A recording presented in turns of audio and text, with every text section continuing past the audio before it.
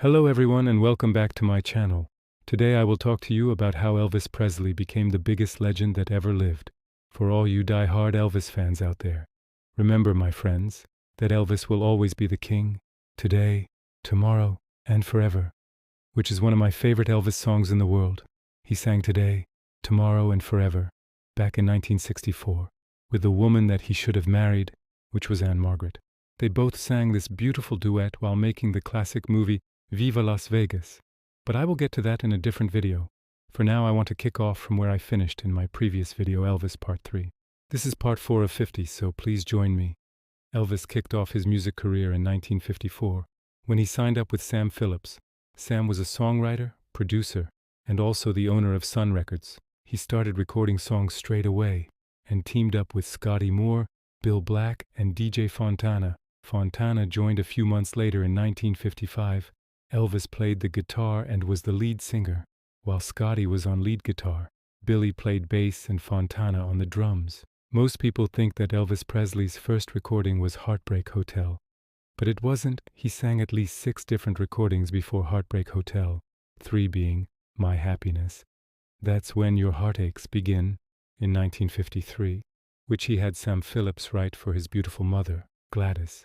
Then That's All Right, which he later changed to That's All Right Mama, in 1954. Elvis got his first big break in May 1956, with Heartbreak Hotel, which went straight to #1 in the American charts.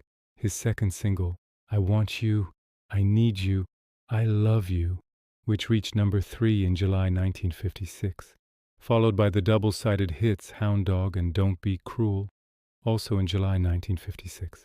Hound Dog became a sensation all across America, and Elvis was performing this classic in some of the top venues.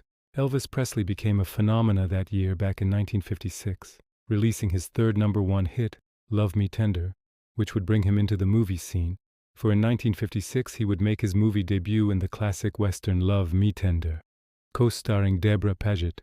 This would be the first of many movies of which he would star with Deborah, but most importantly it would become the first of 32 movies that the king would make. Elvis Presley had a career of which I'm sure that nobody on this planet has ever matched to this day.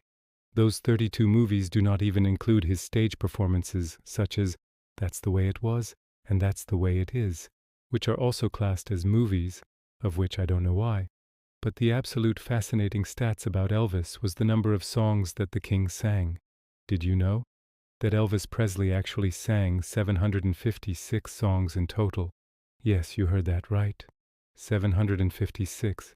But do you know what makes that number very special to me is the number 56. Remember, folks, what I said earlier. He started his real career in 56. His first #1 was in 56. Some people call me a conspiracy theorist, and maybe sometimes I am. But the conspiracies that I have learned throughout my life about Elvis Presley and his life will leave you gasping for air, shaking in your shoes and scratching your heads. I mean it, folks. There is so much left unexplained about Elvis and his life. You will not even believe. Letters and numbers that match up.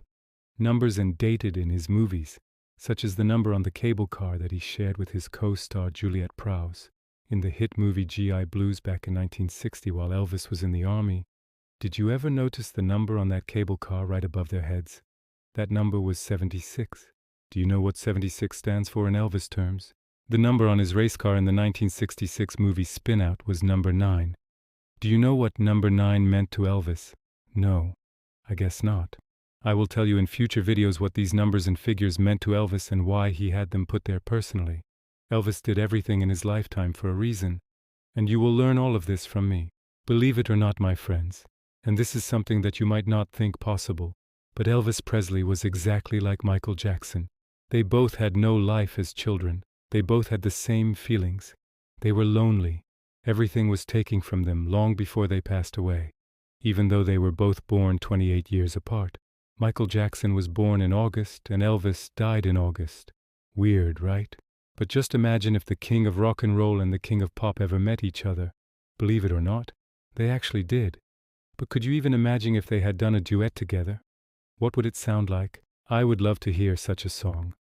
But as much as I loved them both, these videos are about Elvis Presley, right? This short video is coming near the end, my friends, but I just want to mention that I received a comment in one of my previous Elvis videos saying it was boring.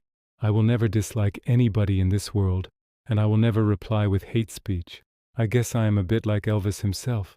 I will love everybody in this world until they do me wrong. It is simple, folks. If you are not a true Elvis fan, please do not click on my video and waste your own time. Move on. Go somewhere else. We are all brothers and sisters in this world, and there is no time for hate. My next video will start with Elvis. From 1958 to 1960, more hits and more movies. From joining the army in 1958 to his release in 1960, when his mother passed away just after he joined the army, and how much it affected his life. Like so many of you have said to me through my videos here on YouTube, if you are a true Elvis fan, you will be a true Elvis fan until the day you die. I am exactly the same.